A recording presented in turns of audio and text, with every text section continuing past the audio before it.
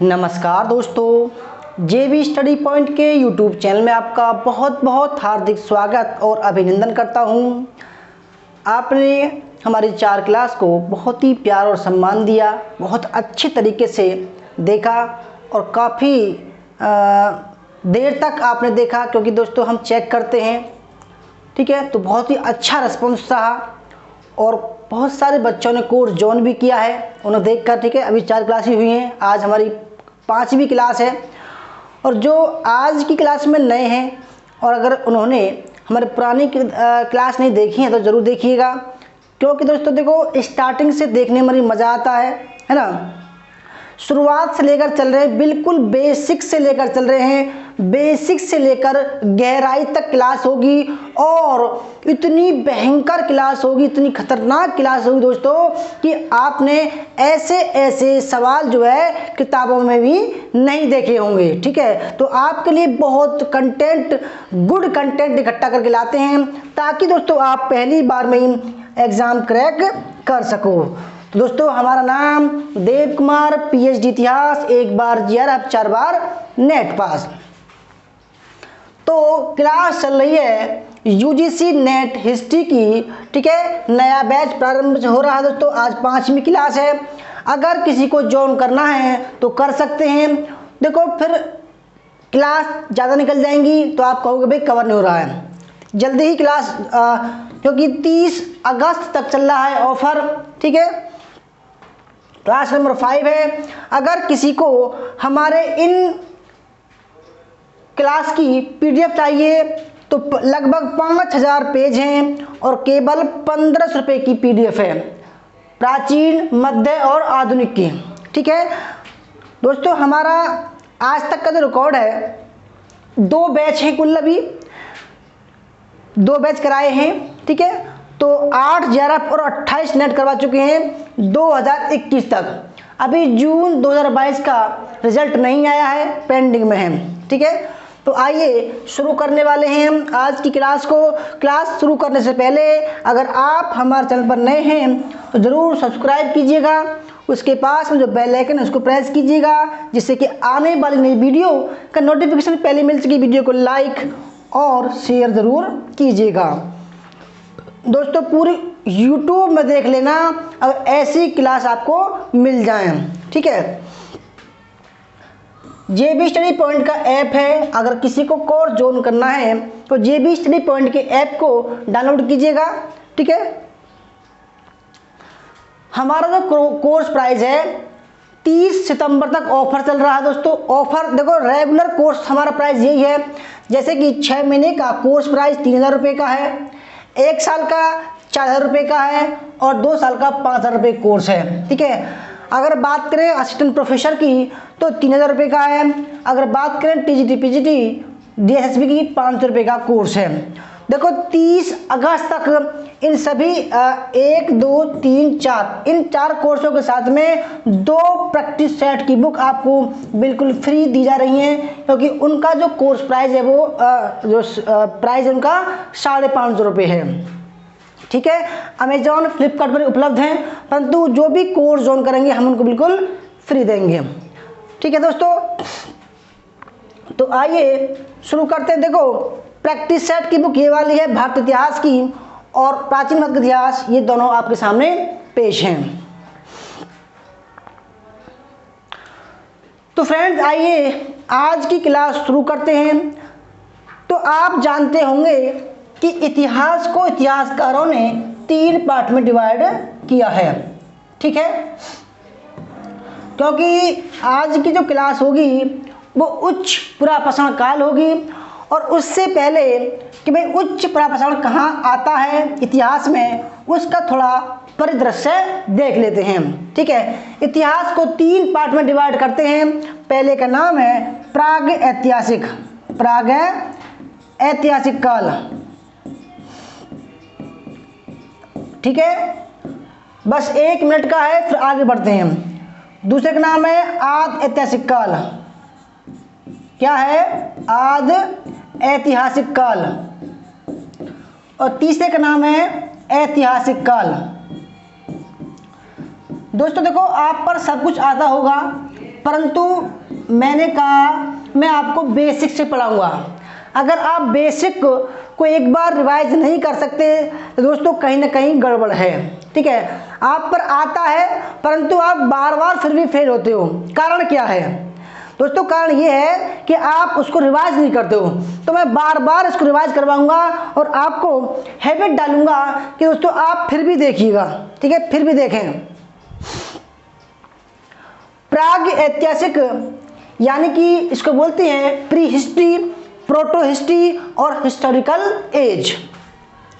इसके जो पॉइंट है, जो आपको मैं पॉइंट वाइज पढ़ाऊंगा, देखो इसको अभी हम पहले पार्ट को कवर कर रहे हैं। इसमें ब्रह्मांड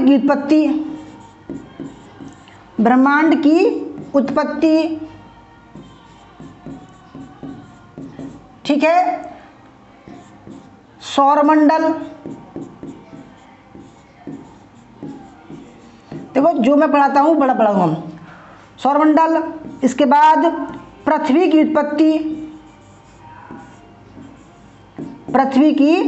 उत्पत्ति पढ़ाता हूं मैं आपको, क्योंकि देखो मैं पढ़ाऊंगा बिल्कुल बेसिक से, जहां से सृष्टि का निर्माण हुआ, ताकि आप अच्छे तरीके से समझ सको भाई इतिहास कैसे बनता है। ठीक है, उसके बाद पढ़ाता हूं मैं आपको मानव का विकास।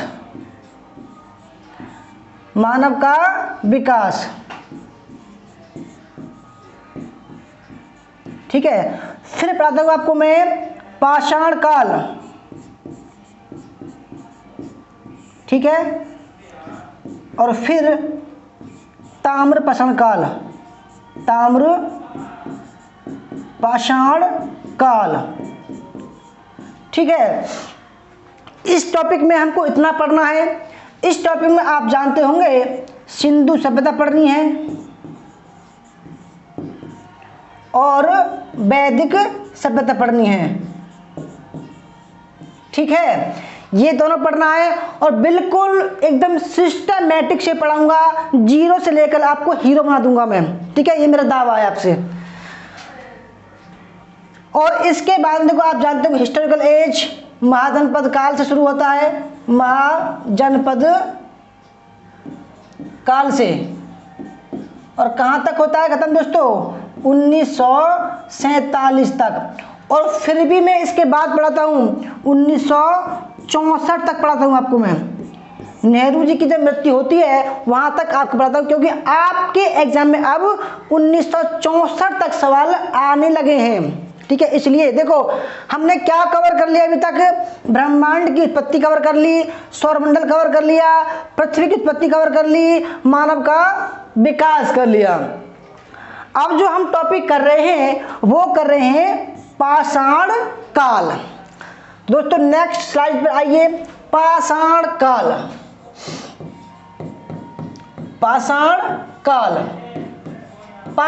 काल को भी हम 3 पार्ट में डिवाइड करते हैं, जैसा कि आप जानते होंगे, फिर भी मैं बताऊंगा दोस्तों आपको। ठीक है,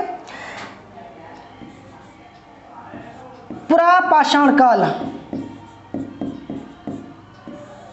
ठीक है, मध्य पाषाण काल और नवपाषाण काल। देखो दोस्तों मैं कहता हूं भाई आपको मैं इसलिए पढ़ा रहा हूं, आप देखें, क्योंकि देखो आपको पता है सब चीज, परंतु आप फेल हो रहे हैं बार बार। इसका कारण ये है कि आज रिवाइज नहीं करते। आप ये सोचते हो कि मैं हमको सब कुछ पता। देखो दोस्तों इतिहास एक ऐसी चीज है कि आप जब तक रिवीजन नहीं करोगे तब तक आपको सफलता नहीं मिलेगी। ठीक है, मैं आपको जो जानते हो वही पढ़ा रहा हूं और उसमें सफलता मिलेगी। ठीक है, देखो कुछ पढ़ाने के तरीके होते हैं, कुछ पढ़ने के तरीके होते हैं। ठीक है, पुरापाषाण काल, इसका समय 6 लाख से लेकर कहां तक दोस्तों? 6 लाख से 10,000, सबसे बड़ा काल है ये। ठीक है, यह काल 10,000 से लेकर 6,000, ठीक है, और यह काल लगभग 6,000 से लेकर 3,000। ठीक है, क्योंकि जिस तरीके से मैं बता रहा हूं दोस्तों, इस तरीके से ही मैं आपको सब चीज़ें पढ़ाऊंगा। पुरापाषाण काल को 3 पार्ट में डिवाइड करते हैं, ठीक है। कैसे करते हैं? पूर्व पुरापाषाण काल। देखो, जिनको नोट्स बनाने हैं बना लीजिएगा, बहुत शानदार नोट्स बनेंगे। दूसरे का नाम है मध्य पुरापाषाण काल, ठीक है। और तीसरे का नाम है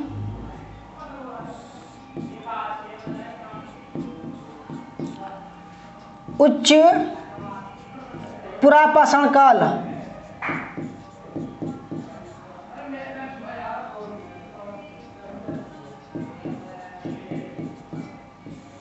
देखो, मैं इसलिए लिखवा रहा हूं ताकि इसकी पीडीएफ भी बनानी है हमें, ठीक है। पीडीएफ ऐसी तो बनेगी जैसे लिख रहा हूं मैं, है ना।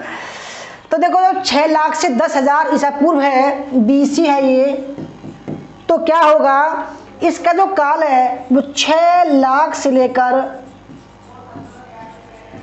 6 लाख से कहाँ है, 1,50,000 ईसा पूर्व, ठीक है। मध्य पुरापाषाण काल यह 1.5 लाख से कहां पर 30,000 ईसा पूर्व। और यह जो काल है वो लगभग 30,000 से लेकर 10,000 बीसी, ठीक है। अब देखो, अब जहां आज की क्लास है वहां तक हम आ चुके हैं। हम अभी पढ़ रहे हैं पुरापाषाण काल, जिसमें हमने इसको कवर कर लिया, मध्य पुरापाषाण कवर कर लिया, और आज हम उच्च पुरापाषाण काल को कवर करेंगे। इसलिए मैंने ये बताया आपको, ठीक है। तो आज का जो समय है वो उच्च पुरापाषाण काल का समय है, जो समय 30,000 ईसा पूर्व से लेकर 10,000 ईसा पूर्व चलता है, जिसमें ब्लेड जैसे उपकरणों की प्रधानता थी, मतलब कि पतले पतले दोनों तरफ धार थी, ठीक है। तो आइए शुरू करते हैं आज की क्लास को।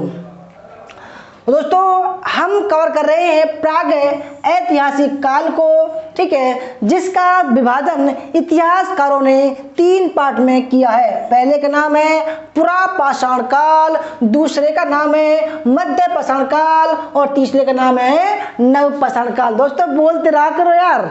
देखो, हिस्ट्री पढ़ रहे हो तो हिस्ट्री को इंटरेस्टिंग बनाओ, ठीक है। जैसे मैं बोलता हूँ, कभी कभी आप भी बोला करो, एकदम कहते ना भाई, मेरे साथ लगाव लगा लो, आप मेरे साथ जुड़ जाओ, कम्युनिकेशन करो। आप बेशक आप YouTube में क्लास कर रहे हैं, परंतु दोस्तों आप ये महसूस करो कि मेरे सामने ही बैठे हो, ठीक है। तो एकदम कम्युनिकेट करो, अपने अंतर ध्यान से मेरे साथ कम्युनिकेट करो कि भाई हम क्लास में बैठे हैं, ठीक है। क्योंकि देखो, जब हमारी क्लास पेड क्लास चलती है ऐप में, तो सभी बच्चे ऐसा महसूस करते हैं जैसे मेरे सामने बैठे हों, ठीक है। क्योंकि मैं उनको बाद में क्या पूछता हूँ, सवाल पूछता हूँ कि बताइए, कोई कमी दिक्कत हो तो बताइए, डाउट हो तो बताइए। तो दोस्तों आइए, पाषाण काल पत्थरों के औजारों का काल था। आप सभी जानते होंगे, पाषाण मतलब होता है पत्थर, स्टोन एज, ठीक है। इंग्लिश में नाम इसका स्टोन एज, यानी कि जिस काल में मनुष्य जो हर एक चीज करता था वो पत्थरों के अनुसार करता था, पत्थरों से करता था। देखो, सबसे महत्वपूर्ण बात क्या थी, पेट भरना था। पेट मांस, कंदमूल, फल से भरता था। अब देखो, उस जमाने में फल कम थे, तो मांस जो है, मतलब कि जानवरों को मारकर उसका मांस खाता था। तो उसको मारने के लिए पत्थरों के औजारों का प्रयोग करता था, ठीक है। इसलिए इसको पाषाण काल बोला गया है, क्योंकि इनकी जो पहचान की जाती है वो पाषाण के औजारों से की जाती है। और उनका जो दोस्तों, क्योंकि उस समय उनकी प्रधानता थी। ये भी स्लाइड देख लीजिए।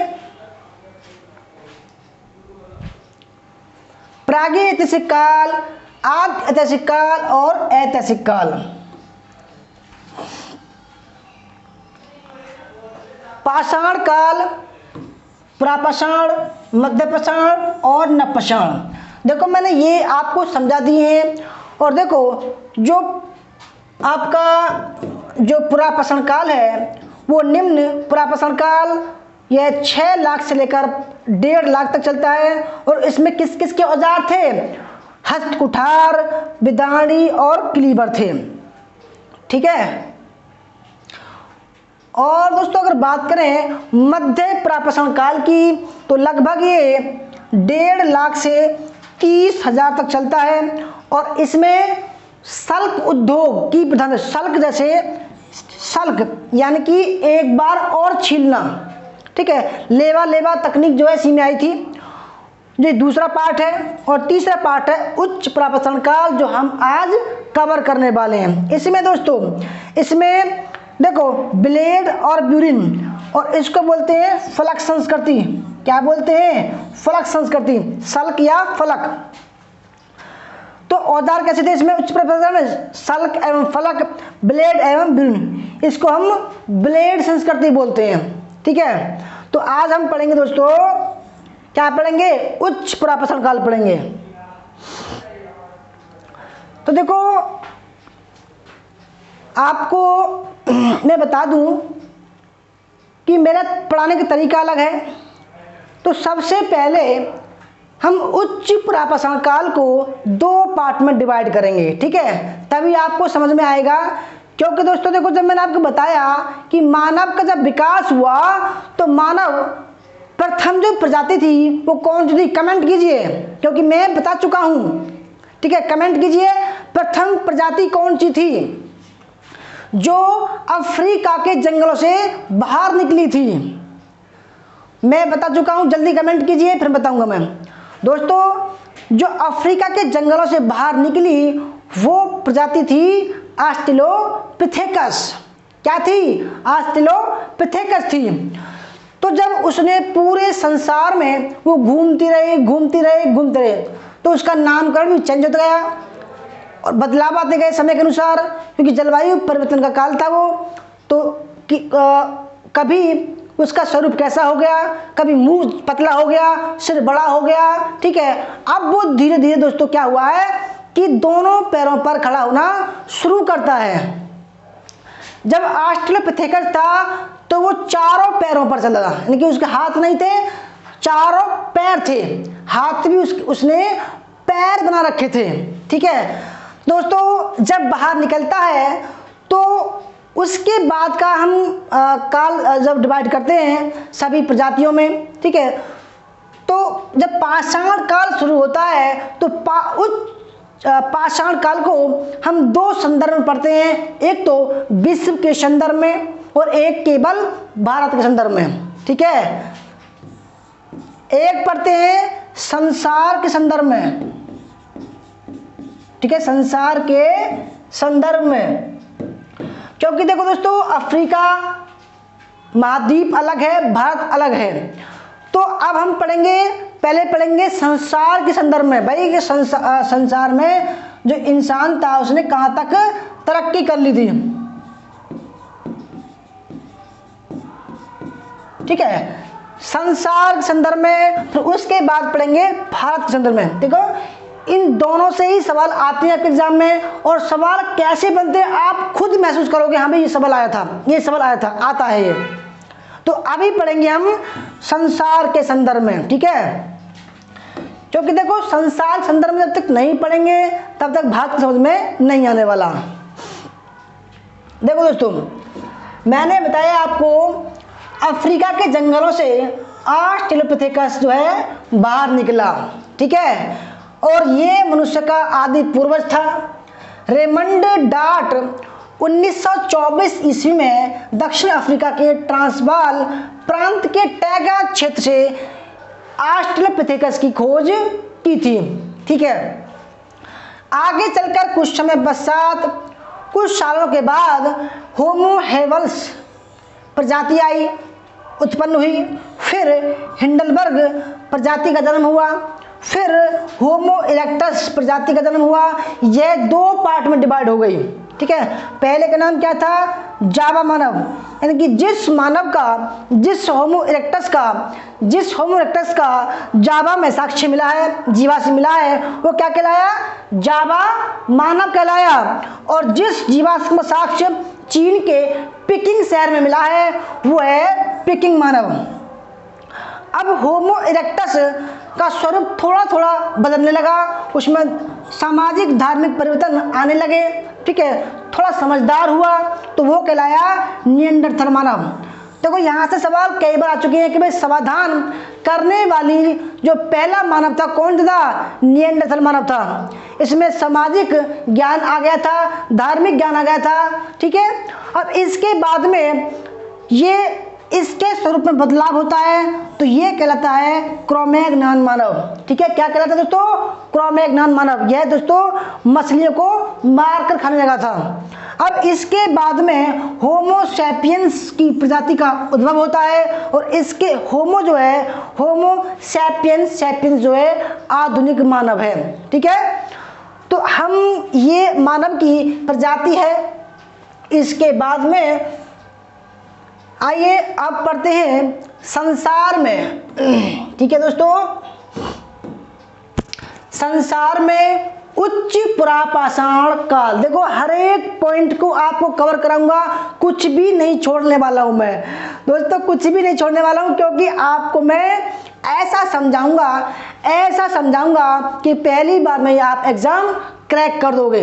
क्योंकि दोस्तों अब मैं आपको थ्योरी पढ़ा रहा हूं और शाम को आपका टेस्ट होगा, कल भी टेस्ट होगा।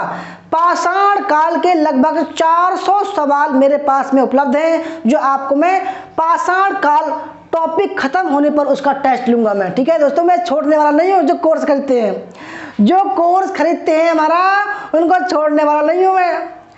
मेहनत दोस्तों, मेहनत के पैसे हैं, कुछ ये जो शुल्क है ये कुछ भी नहीं लगेगा आपको, क्योंकि दोस्तों ये बहुत मामूली शुल्क है। आप ये समझ लीजिए कि केवल हमारा खर्चा पानी चल रहा है, ठीक है, समाज सेवा हो रही है। अदरवाइज 30-40 हज़ार रुपये का कोर्स है दोस्तों, जिसको हम आपको 3,000 रुपये में दे रहे हैं।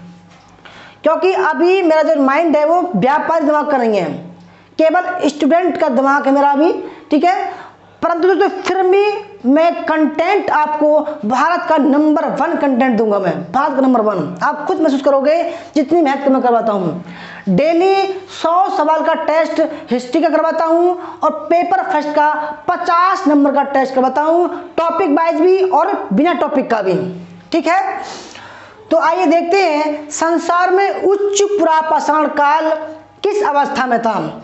जिस समय आरंभिक मानव पत्थर का प्रयोग करता था। दोस्तों थ्योरी में हम इसलिए लाते हैं ताकि इनकी पीडीएफ बने। देखो मैं बोलता रहूंगा, आप कब तक लिखोगे बताइए? क्या ये वो लिख पाएगा? नहीं लिख पाएगा। दोस्तों जो मैं बोलता हूं वो तो आप सुन ही रहे हो, परंतु आपको पढ़ना भी तो है ना। तो जिस समय आरंभिक मानव पत्थर का प्रयोग कर रहा था उस समय को पुरातत्वविदों ने पुरापाषाण काल नाम दिया है, स्टोन एज नाम दिया है, ठीक है। यह शब्द प्राचीन और पाषाण पत्थर से बना है। यह वह काल था जब मनुष्य ने पत्थरों का प्रयोग सबसे अधिक किया था, ठीक है। क्योंकि दोस्तों इतनी टेक्नोलॉजी नहीं थी, केवल मानव का विकास की प्रक्रिया चल रही थी उस समय। इस युग में मनुष्य खेती नहीं करता था, बल्कि पत्थरों का प्रयोग कर अपना पेट शिकार करके करता था। अपना पेट जो भरता था दोस्तों वो शिकार करके भरता था। और शिकार किससे करता था? पत्थरों से करता था। आइए आगे बढ़ते हैं। दक्षिण भारत में कुरनूल की गुफाओं में इस युग की राख के अवशेष प्राप्त हुए हैं।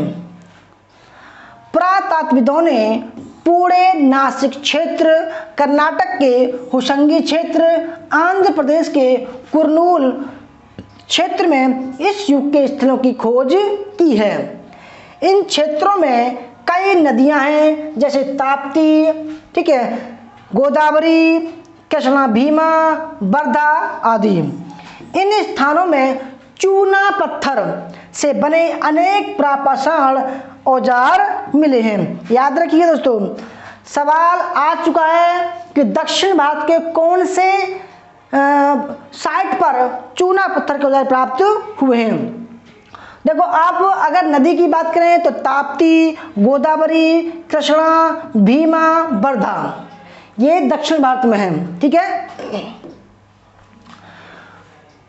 इस युग में लोग गुफाओं में रहते थे।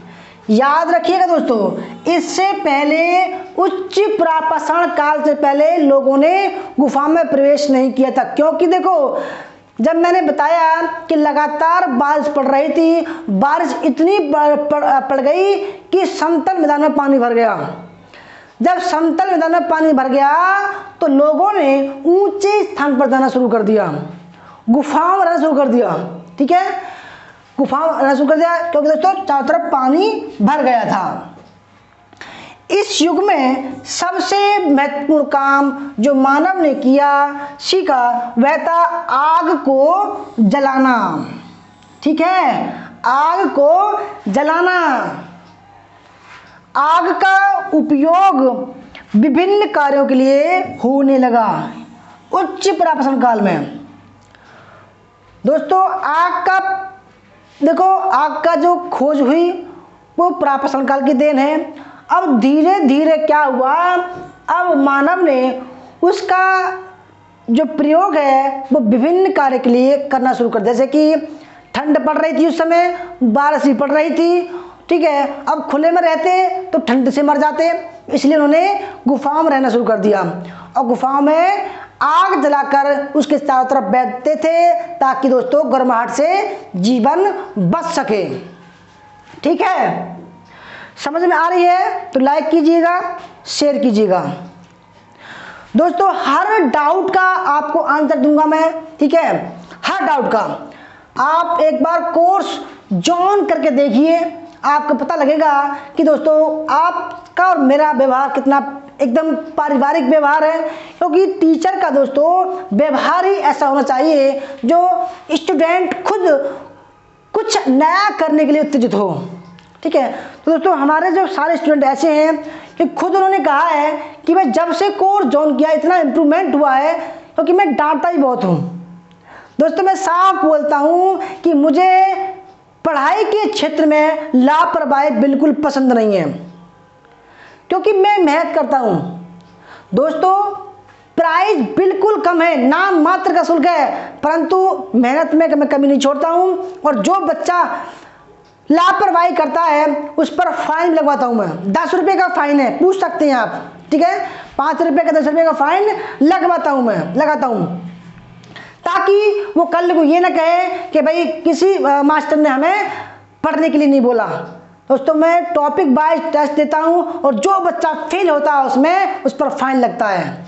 ठीक है, बिल्कुल भी दोस्तों हमारे पास में बिल्कुल भी लापरवाही बर्दाश्त नहीं है, चाहे आपके माँ बाप कुछ कहें, चाहे आपके रिश्तेदार कुछ कहें। ठीक है, क्योंकि पैसा दिया है उसका दोस्तों मैं मेहनत करवाता हूँ। ठीक है, और लापरवाही बिल्कुल बर्दाश्त नहीं है। ठीक है, अगर कोई मेरी डांट सुनने को तैयार नहीं है दोस्तों, वो कोर्स ज्वाइन ना करे। मैं साफ बोलता हूँ, अगर कोर्स ज्वाइन करोगे तो मेरी जिम्मेदारी लेता हूँ मैं। ठीक है, जिम्मेदारी से पढ़ाऊंगा आपको और डांट भी लगाऊंगा। दोस्तों, डांट से एक डांट आपके जीवन में बदलाव ला सकती है। डांट भी जरूरी है, क्योंकि हमारे जो भी स्टूडेंट ने खुद कहा है, सर आपकी डांट से मैं पढ़ना शुरू कर दिया मैंने, तो सर मैं नंबर 1 आ गए। देखो, हमारे कोर्स में कई स्टूडेंट हैं, जैसे कि पुष्पा हैं रेवाड़ी हरियाणा से, मैंने बहुत डांट लगाई तो बेचारी ने पढ़ना शुरू कर दिया और इतनी पढ़ी कि नंबर 1 आ गए। यार कमाल हो गया। और देखो, पंजाब से बहुत सारे बच्चे हैं, और देखो लगभग दोस्तों 19 राज्य के बच्चे हमारे स्टूडेंट हमारे कोर्स में शामिल हैं। ठीक है, हिंदी को समझते हैं। ठीक है, आइए आगे बढ़ते हैं। नदियों के कारण इन स्थलों के जलवायु में नमी रहती है। ठीक है, नदियों के कारण इन स्थलों की जलवायु में नमी रहती है। यहाँ गैंडा और जंगली बैल के अनेक कंकाल मिले हैं। इससे अनुमान लगाया गया है कि इन क्षेत्रों में इस युग में आज की तुलना में अधिक वर्षा होती होगी। देखो, इतनी वर्षा हुई थी कि समतल मैदानों में पानी भर गया। ठीक है, ऐसा अनुमान इस आधार पर लगाया गया है कि गैंडा और जंगली बैल नमी वाले स्थानों में रहना पसंद करते हैं। अनुमान लगाया जाता है कि इस युग का अंत होते होते जलवायु में परिवर्तन होने लगा। धीरे धीरे इन क्षेत्रों के तापमान में वृद्धि हुई। इस युग का मनुष्य चित्रकारी करता था। देखो कितनी महत्वपूर्ण बात है ये, वेरी मोस्ट इम्पोर्टेंट है कि उच्च प्रापाषाण काल का जो मनुष्य था वो अब चित्रकारी करने लगा। चित्रकारी कहाँ मिली है? गुफाओं में मिली है। अगर भारत की बात करें तो भीमबेटका की गुफा में आप देख लेना, वहां पर चित्रकारी की गई है। एक बड़े से गेंडे को 50-60 लोग मार रहे हैं। चित्र है, सफेद और लाल रंग का प्रयोग उन्होंने किया है चित्रकारी करने के लिए। यह भी सवाल आ चुका है कि किस रंग का ज्यादा किया है, तो लाल रंग का ज्यादा किया है, जिसका प्रमाण उन गुफाओं से मिलता है जहां वो निवास करता था। आइए, संसार में उच्च प्रापाषाण काल अभी पढ़ रहे हैं। ठीक है, तो मैगडेलियन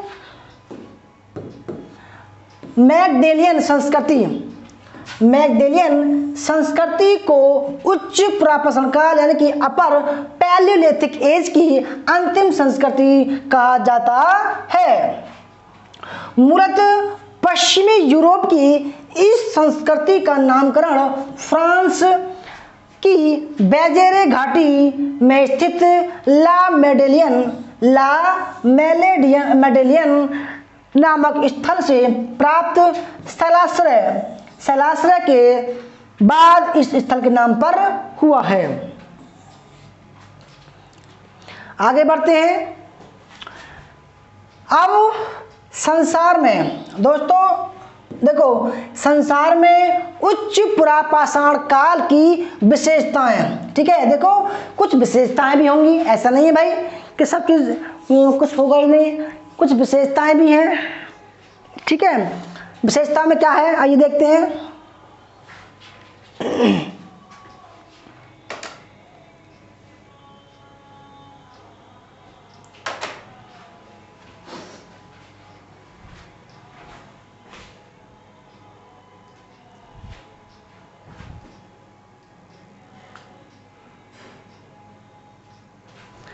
विशेषताओं में क्या है आइए। नए चकमक उद्योग की स्थापना। चकमक क्या है? पत्थर का नाम चकमक है, एक प्रकार के पत्थर का नाम है चकमक। चकमक से ही आग की खोज हुई, क्योंकि चकमक पत्थर से पत्थर टकराने पर बहुत आग जलती है तीव्र।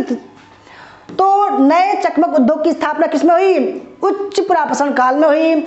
आधुनिक स्वरूप वाले मानव यानी होमो सैपियंस प्राग मानव का उदय होता है। यहाँ पर होमो सैपियंस प्रज्ञ या चिंतनशील मानव का उदय होता है।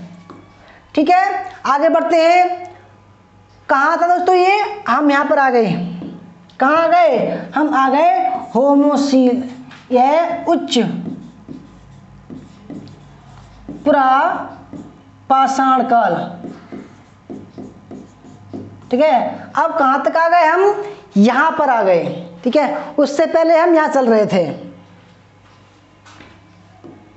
आगे उच्च या उत्तर प्रापाषाण काल के औजार फलक ब्लेड पर आधारित थे। यह फलक एवं तक्षणी संस्कृति ब्लेड एवं ब्रूरिन कहलाती थी। इसे चाकू संस्कृति, नोट डाउन कीजिएगा, इसे चाकू संस्कृति भी कहा जाता है, क्योंकि इसमें चाकू जो है अधिक मात्रा में पाए, चाकू टाइप।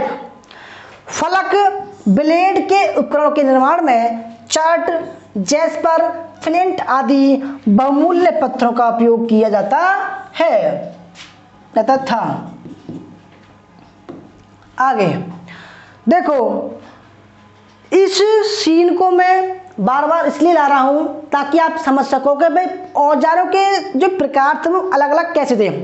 देखो, ये निम्न प्रापशन काल के उपकरण हैं, जैसे कि निम्न प्रापशन काल में हैंडेक्स, ठीक है, विदारणी, क्लीवर, चापर, चापिंग, क्योंकि निम्न प्रापशन काल को चापर चापिंग संस्कृति बोलते हैं, मद्रासी संस्कृति बोलते हैं, ठीक है, और हैंडेक्स संस्कृति भी बोलते हैं। यानी कि निम्न प्रापशन काल में इस प्रकार के औजार प्रयोग हो रहे थे। और अगर बात करें मध्य प्रापशन काल की,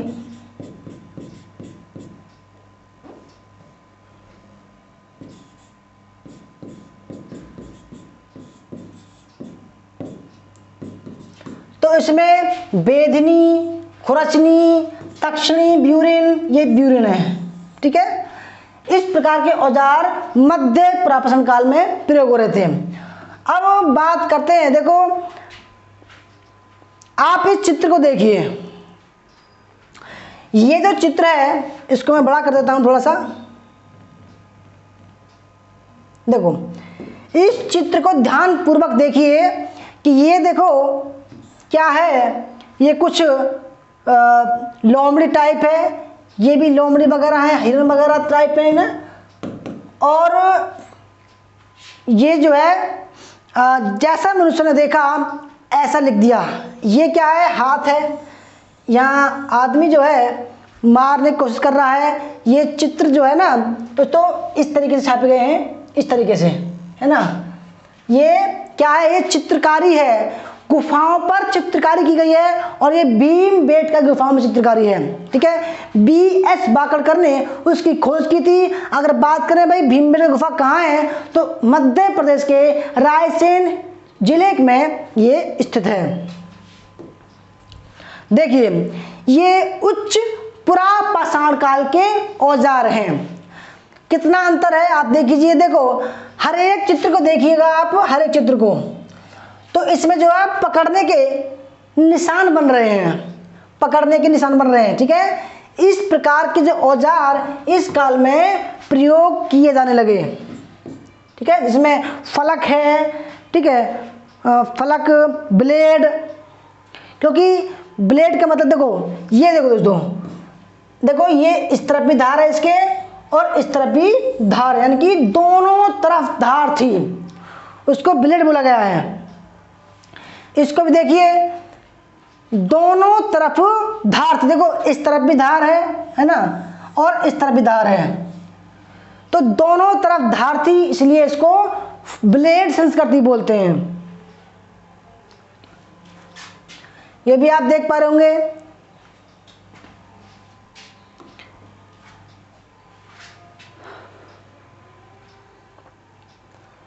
उच्च प्रापाषाण काल खत्म होते होते लोगों ने दोस्तों, ठीक है, क्या कुछ बदलाव आए, ठीक है।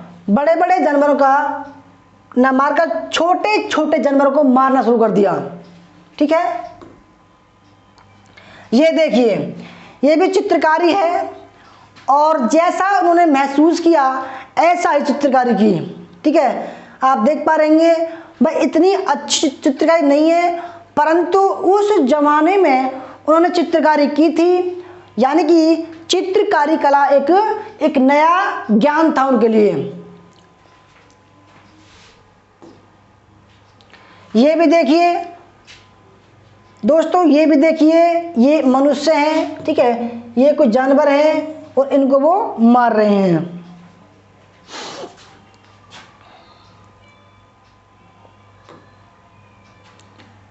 फलक, फलक, ठीक है, फलक, ब्यूरिन, यह है ब्यूरिन, ठीक है। होमो इरेक्टस द्वारा बनाए गए निम्न प्रापाषाण काल के औजार मध्य पुराप्रश्न काल के औजार, होमो सेपियंस द्वारा बनाए गए नए नवप्रश्न काल के औजार और उच्च पुराप्रश्न काल के औजार। दोस्तों आपने देखा कि अभी तक हमने देखा कि भाई संसार के संदर्भ में उच्च पुराप्रश्न काल की क्या दशा थी, ठीक है।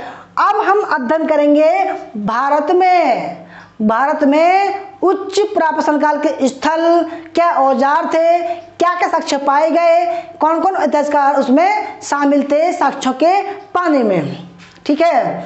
अभी हम पढ़ रहे थे इसको, अब हम पढ़ेंगे, क्या पढ़ेंगे, संसार के संदर्भ, भारत के संदर्भ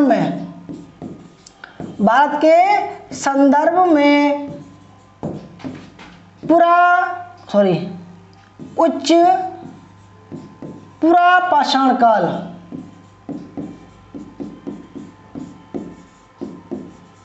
ठीक है, इंडिया के संदर्भ में। तो आइए उपकरण, सबसे पहले बात करते हैं भारत में उच्च पुरापाषाण काल के जो औजार थे, उपकरण थे, वो कौन कौन से थे, ठीक है। तो देखो सबसे महत्वपूर्ण चीज क्या थी, उपकरण थे। इस काल के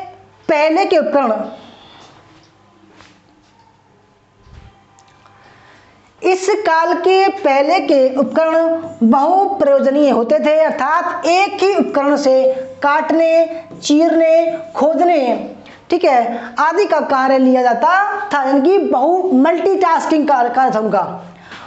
उच्च पुरापाषाण काल से उपकरणों के निर्माण में विशेषीकरण आया, यानी कि एक ही औजार एक ही काम करेगा, ठीक है। प्रत्येक कार्य के लिए विशिष्ट उपकरण बनाए जाने लगे, ठीक है। इन विशेष उपकरणों में तक्षणी या गिरमिट ब्यूरिन का विशेष स्थान था। इस काल का मुख्य उपकरण ब्लेड था। क्या था, ब्लेड, जिसके दोनों तरफ धार थी, इस तरफ धार भी, इस तरफ धार थी, इसलिए इस काल को ब्लेड प्रधान उच्च पुरापाषाण काल की संज्ञा दी जाती है। इस काल की दो विशेषताएं थी, कौन कौन सी थी भाई, आप देखते हैं। नए चकमक उद्योग की स्थापना और प्रज्ञा मानव होमो सेपियंस का पदार्पण सर्वप्रथम इसी युग में हुआ। ये दो विशेषताएं थी। ये चित्रकारी आप देख पा रहे होंगे दोस्तों, देखो मुंह तो साफ नहीं है, परंतु यहाँ पर क्या है, छोटी सी गड्ढा किया हुआ है ताकि आंख बना सके। देखो ये कुछ पत्थर की मूर्ति मिली है, ठीक है।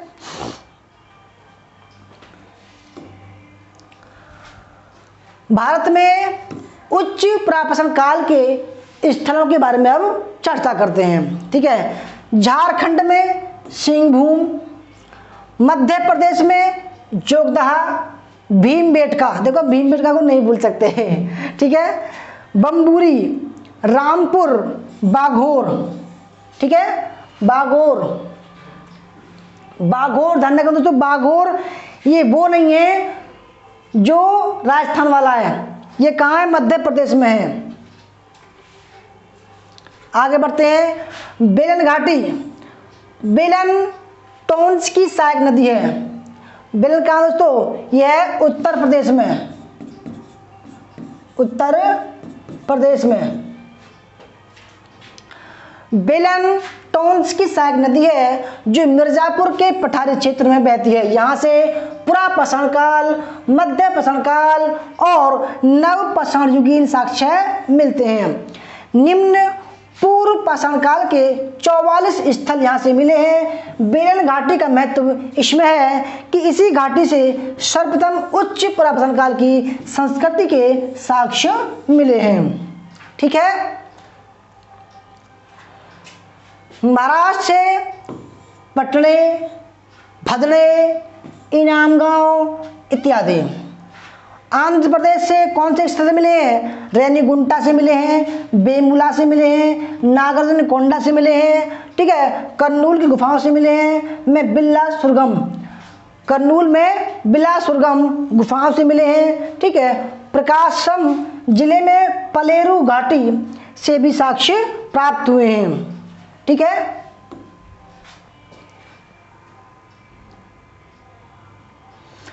कर्नाटक में सोरापुर दोआब से मिले हैं। सोरापुर दोआब में सलवादगी एवं मेरल भवी में प्राप्त हुए हैं।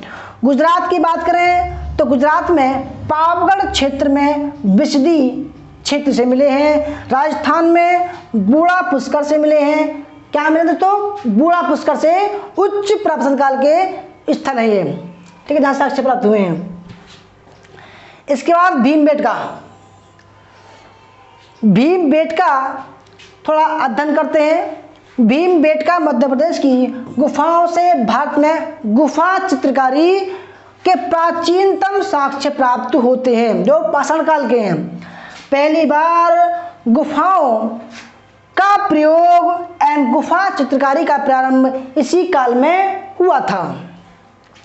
यद्यपि भीमबेटका में गुफा चित्रकारी की शुरुआत उच्च पुरापाषाण काल में हुई, लेकिन भीमबेटका में सर्वाधिक संख्या में जो चित्र पाए गए वो मध्य पाषाण काल के हैं। किसके हैं? मध्य पाषाण काल के हैं। और उच्च पुरापाषाण काल के जो साक्ष्य हैं वो कम पाए गए हैं, परंतु शुरुआत हुई थी।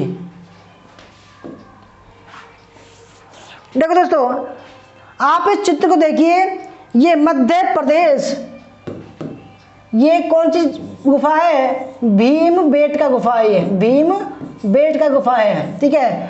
इसमें देखो ये गुफाएं हैं और यहाँ पर जो आप देख पा रहे हैं यहाँ पर चित्रकारी हो रही है, ठीक है। इस आदमी को ये पत्थर का बनाया गया है, ये चित्रकारी कर रहा है, तो इससे ये पता लगता है कि इस काल का जो औजार मनुष्य था वो चित्रकारी कर रहा था। जब भी कोई घूमने जाएगा तो देखेगा कि ये जो पत्थर का जो इंसान बनाया है आज के मानव इंसानों ने, तो ये दर्शाता है कि उस समय का मानव जो चित्रकारी करता था।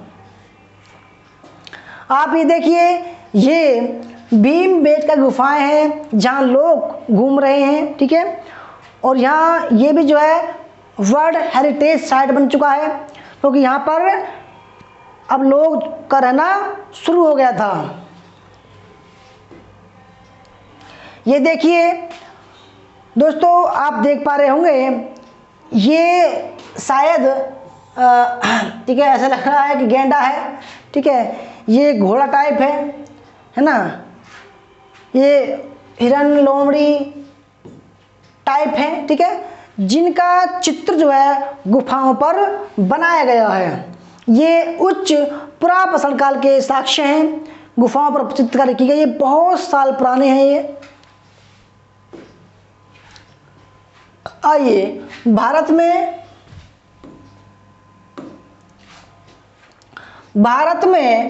उच्च पुरापाषाण काल के मानव का जीवन कैसा था।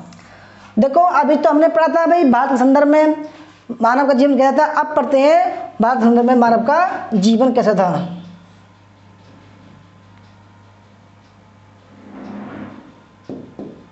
आइए, पुरापाषाण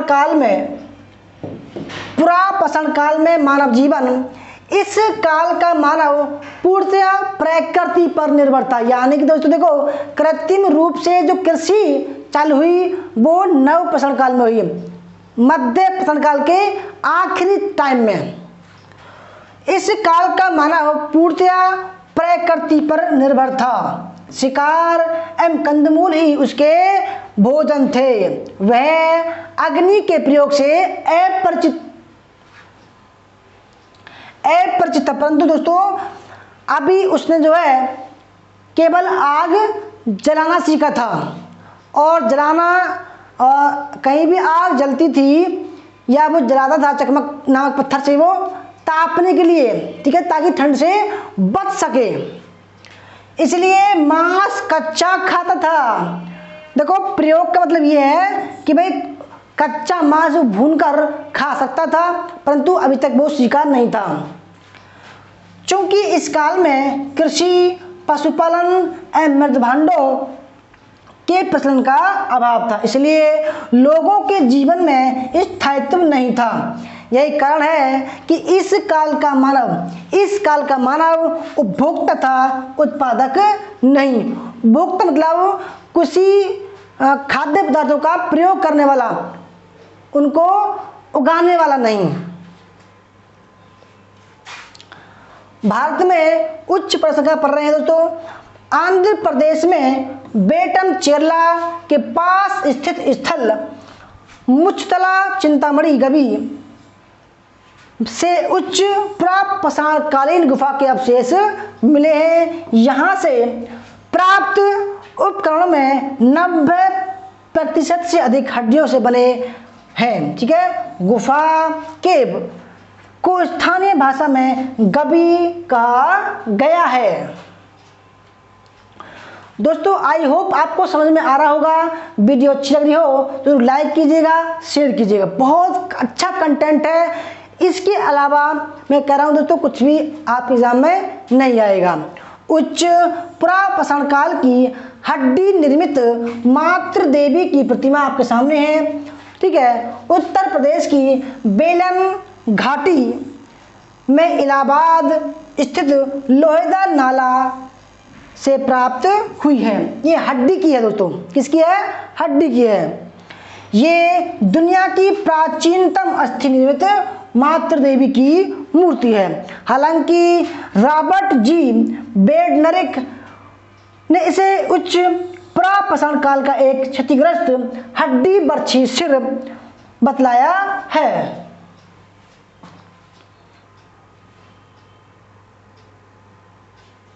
आइए आगे बढ़ते हैं। महाराष्ट्र स्थित पटने से शुतुरमुर्ग के अंडे के खोल के टुकड़े प्राप्त हुए और उस पर दोस्तों कुरेद कर उस पर गड्ढे कर क्या बनाया गया है? उस पर चित्रकारी की गई लाल रंग से, उसमें कुरेद कर बनाई गई लाइनें इस काल के कला के प्रमाण हैं। शुतुरमुर्ग के अंडों पर की गई चित्रकारी सबसे पहले 1860 में उत्तर प्रदेश के बांदा जिले की केन नदी के किनारे से प्राप्त हुई है। तो बिल्कुल कंटेंट ऐसा मिलेगा कि आपने अभी तक पढ़ा नहीं होगा।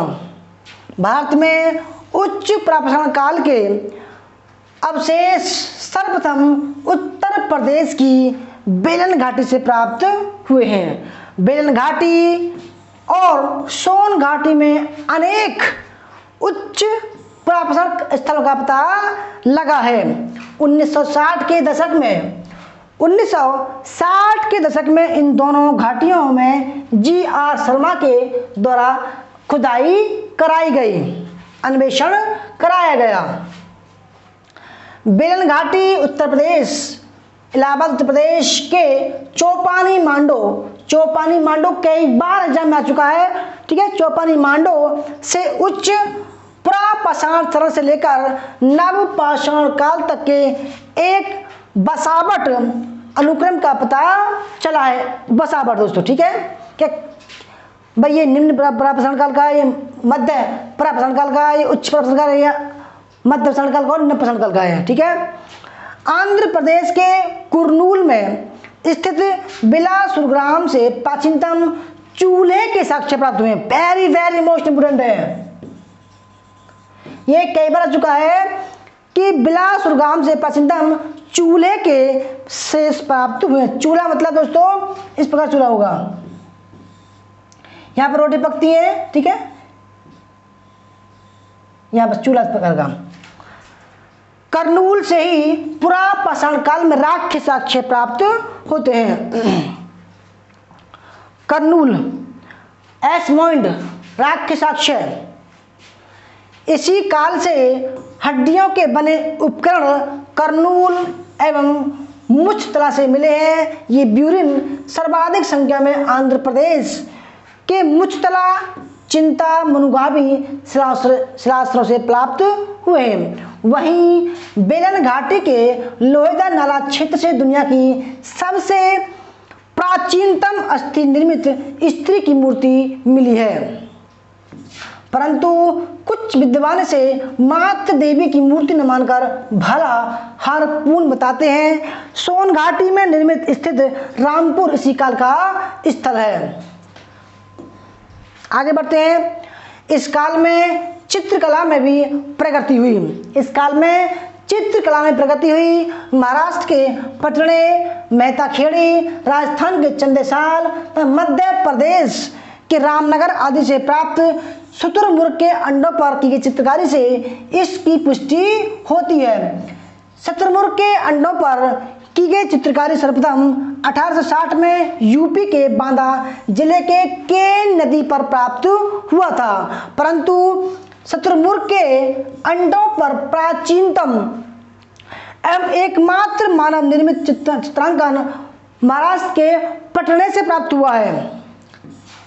शुतुरमुर्ग के अंडों के खोल से बने मनकों का प्रसिद्ध केंद्र कहाँ था दोस्तों? पटने एवं भीमबेटका था, जिनकी प्राप्ति यहाँ से हुई है। परंतु प्राचीनतम शुतुरमुर्ग के अंडे के छिलके से बने मनके का प्रमाण कहाँ मिला है दोस्तों? पटने से मिला है। ये महाराष्ट्र में पड़ता है। इस काल के चित्रों का उदाहरण मध्य प्रदेश के रायसेन जिले में स्थित भीमबेटका से मिला है, और जो पटने का साक्ष्य है दोस्तों लगभग 14 लाख वर्ष पुराना है। आगे बढ़ते हैं। बेलन घाटी, बेलन टोन्स की सहायक नदी है जो मिर्जापुर के पठारी क्षेत्र में बहती है। यहाँ से पुरा पाषाण काल, मध्य पाषाण काल, नव पाषाण युगीन स्थल साक्ष्य प्राप्त हुए हैं। निम्न पुरा पाषाण काल के 44 स्थल यहाँ से मिले हैं। बेलन घाटी का महत्व इसमें है कि इसी घाटी से सर्वप्रथम उच्च पुरा पाषाण काल की संस्कृति के साक्ष्य मिलते हैं। प्रसार क्षेत्र, यूपी में बेलन घाटी, मध्य प्रदेश में भीमबेटका, बम्बूरी, रामपुर, बाघौर, जोगदहा, बिहार में पेसरा, झारखंड में सिंहभूमि, दामिन क्षेत्र, महाराष्ट्र में पटड़े, भदड़े, इनाम गांव से इस काल के साक्ष्य प्राप्त होते हैं। आंध्र प्रदेश में रेनीगुंटा, बेटमचेरला, वेमुला, जरले, गोंडालेम एवं कर्नूल की गुफाएं, गुजरात में बिसादी तथा राजस्थान में बूढ़ा पुष्कर प्रमुख कुछ पूर्व पाषाणिक स्थल हैं। आगे बढ़ते हैं। आंध्र प्रदेश के कर्नूल जिला में स्थित बिलासपुरा ग्राम से भारत में प्राचीनतम चूल्हे का अवशेष प्राप्त होता है। रॉबर्ट ब्रूस फूट ने बिलासपुर ग्राम गुफा से उच्च पूर्व पाषाण काल के उपकरणों को खोजा था। यहाँ की गुफाओं में राख की उपस्थिति तथा मानव का या पशु की अनुपस्थिति नर बलि का साक्ष्य उपलब्ध कराती है। आंध्र प्रदेश के नलगुंडल से 5973 मानव कृतियां प्रकाश में आई हैं। कर्नूल से प्राप्त जानवरों के दांतों में छिद्र है जिसका प्रयोग आभूषण हेतु किया गया था। आंध्र प्रदेश के रेनीगुंटा गुफा से इस काल के उपकरण प्राप्त होते हैं। असम या उत्तर पूर्वी भारत के अन्य प्रदेशों से उच्च प्रपाषाण काल के साक्ष्य नहीं मिलते। हालांकि इसका अपवाद त्रिपुरा की अहोरा खोबई घाटी है जहां से इस काल के उपकरण प्राप्त होते हैं। बाघोर कहां पर है? सोन नदी घाटी में गोपद एवं सोन के संगम पर है। मध्य प्रदेश के सिद्धि जिला में स्थित है। उत्खनन किसने कराया? जी.आर. शर्मा एवं जे.डी. क्लार्क ने कराया था। क्या विशेषता है? यहाँ से प्राप्त औजारों का अध्ययन माइक्रोबियर विधि से किया गया है। उत्खनन से प्राप्त महत्वपूर्ण साक्ष्य क्या है? बाघोर से यहाँ से निम्न पुरा पाषाण काल का वृत्ताकार चबूतरा, वेदिका की आकृति और त्रिभुजाकार पत्थर वेदिका पर त्रिभुज मिला है। इसे मातृ देवी का प्रतीक माना गया है। बाघोर सेकंड, ठीक है, बाघोर फर्स्ट उच्च प्रपाषाण काल से ही प्रापाषाणिक पूजा स्थल की प्राप्ति हुई है। बाघोर सेकंड से क्या मिला है? से मध्य पाषाणिक स्तंभ, गर्तों, आवास स्थल की पूरी श्रृंखला मिली है। यहीं से मध्य पाषाणिक आवास स्थल से होकर सांबर हिरण के चलने का साक्ष्य प्राप्त हुआ है। सांबर के 3 खुरों के पदछाप मिले हैं। तो दोस्तों ये थी हमारी आज की क्लास। आपको कैसी लगी? क्लास अच्छी लगी हो तो लाइक कीजिएगा, सब्सक्राइब कीजिएगा चैनल को और बताइए कमेंट करके कि हमारा कंटेंट कैसा लगा, पढ़ाने का तरीका कैसा है। ठीक है। और दोस्तों अगर आपको कोर्स ज्वाइन करना है तो 6 महीने का कोर्स प्राइस 3000 रुपये का है, 1 साल का 4000 रुपये का है और 2 साल का 5000 रुपये कोर्स है। ठीक है। हमारा नंबर है 8218345167, संपर्क कर सकते हैं। और दोस्तों हमने 400 रुपये में 2 प्रैक्टिस सेट की बुक लॉन्च की हैं। आप वीडियो के डिस्क्रिप्शन में लिंक है, उससे ऑर्डर कर सकते हो। ठीक है। तो दोस्तों वीडियो अच्छी लगी तो लाइक शेयर कमेंट करना। ठीक है। कोर्स ज्वाइन कर सकते हो, अदरवाइज बहुत सारा कोर्स निकल जाएगा। अभी तो 5वीं क्लास है। तो धन्यवाद, मिलता हूँ नेक्स्ट क्लास में। तब तक के लिए जय हिंद जय भारत।